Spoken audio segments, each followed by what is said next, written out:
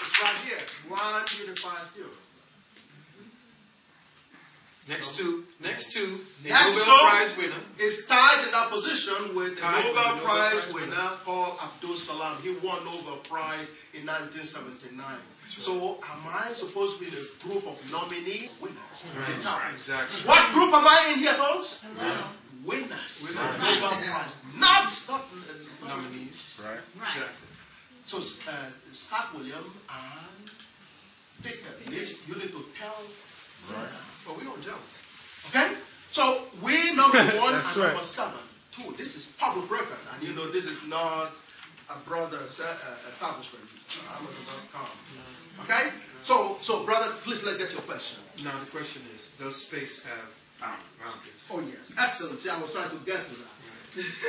But you see, the reason I got to give you a little background. One of the things that I have to deal with, I was giving a lecture in City College, thanks to the Black Studies Department. The Physics Department has never invited me. I want you to know that. Okay?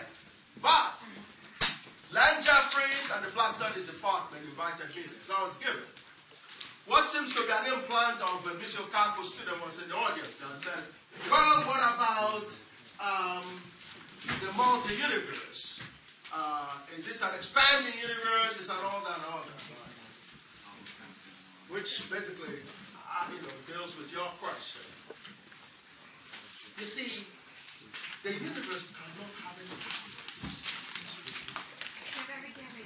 The universe cannot have any boundaries. They're talking about expanding universe, and the question that answer Mike Siegel showed is, was the Art Bell show. Art Bell show. Was when they asked me the question. Well, you know what this? I said, listen, I'm not trying to make anybody look bad. All I'm doing is telling the truth and nothing but the truth.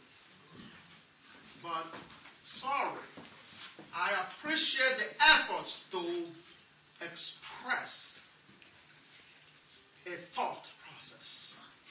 But when that thought process is in error, you got to be, rational enough to say, okay, I understand. There's no such a thing as an expanding universe. How could there be? Otherwise, what would you call where the expanding term? Yeah. What is the destination? What do you call that? What do you call the thing beyond the boundary? That's mathematics. You would have to have a boundary. That's right.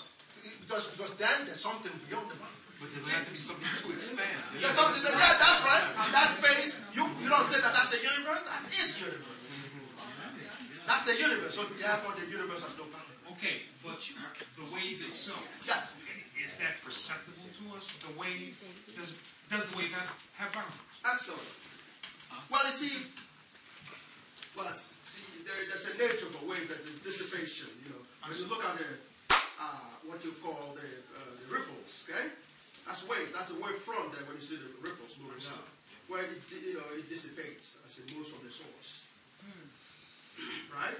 When you have water wave, you drop a stone there, and the ripples. Yeah. Well, there comes a time where it seems as if it has disappeared. That's Gagut. That's Gagut. May I say something to Yes, add to sir. this? Okay. All of you Kabbalistic students, listen carefully. Think of what is the unknowable boundary. Remember we said that the universe is almost 90% invisible. They're now saying they can't find the universe, which really is that they don't have the perception to see beyond certain points. Well, in ancient Kabbalah, for that which is all to have represented itself, it could not create because there were no boundaries to create beyond. Thus, it had to contract. In that contraction did it create space for the manifestation of itself. So the space now becomes that quote-unquote 10%. into which whatever we see as infinity is, see again, holographically speaking, as a hologram, the small portion, the whole total thing is represented in the one part. So as he said, we are sitting inside of one humongous hydrogen atom, for one of the atom. That contraction from the totality became the atom, which by its constant evolution towards consciousness supersedes and envelops that which it came from, thus taking it back to its opposite self, which gives it all consciousness of itself, bringing it back to point zero again, as he said. That's right. At that point. That's right. When it stops, Yes, sir. Yes. Yes, go ahead. Yes, please. Do all black holes have the same amount of gravitational strength? In other words, is the same escape velocity required for every black hole, or is it different for each black hole? No, it's different. Simply because you're talking about any star. The escape velocity is a function of the property of the star itself. Yeah. Okay? Just like, the human system.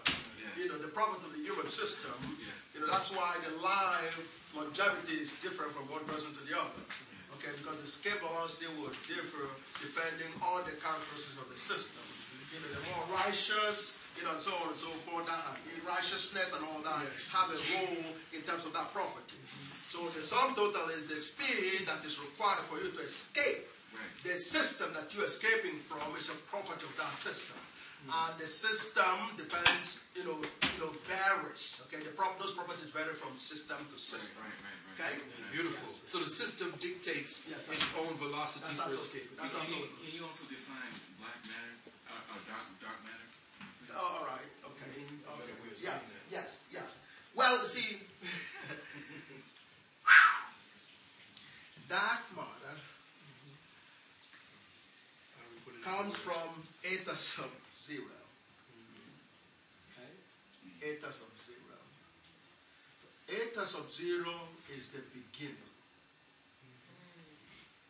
Is God.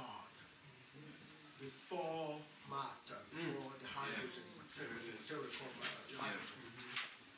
So, it is the spirit. And it has a whole spectrum. See, the significance of Gagut defining spirituality, is important in terms of quantification, quantifying it. Because the blackness already recognizes spirituality. But in order for you to understand that spirituality, you have to quantify it. You have to quantify it so you can know the dynamics. So that's why we become. That's because the container now becomes the perceptual quantifier for consciousness. Amen. So that quantification therefore gives you the ability to understand the dynamics so you can flourish with it. So you can excel in it. So you can, really be energized in dealing with it. Glorify. You can glorify the Almighty God. So it is a whole spectrum. Now, where problems comes in is when you don't realize that, like our ancestors, okay? And you think the little that you know makes you big. That's where the problem, sister, I'm getting back to you, okay? I hope you're patient.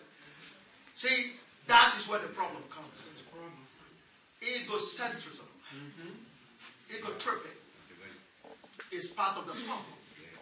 When a humanity would say, under certain leadership, would say, right, what they cannot perceive doesn't exist.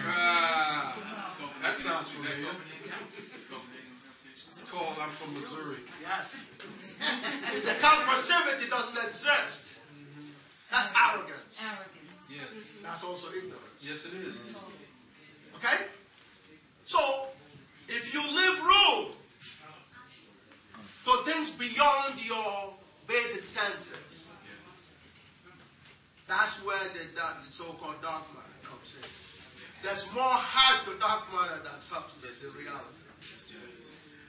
Dark matter is all involved in eta sub 0. If you consider the entire spectrum.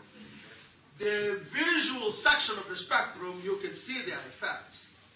The audio part of the spectrum, you can hear their effects. There are a lot of it that you can neither see their effects or hear their effects. Therefore, you can't perceive those. But you can feel them. That's right. You can feel them in your guts. That's what they call dark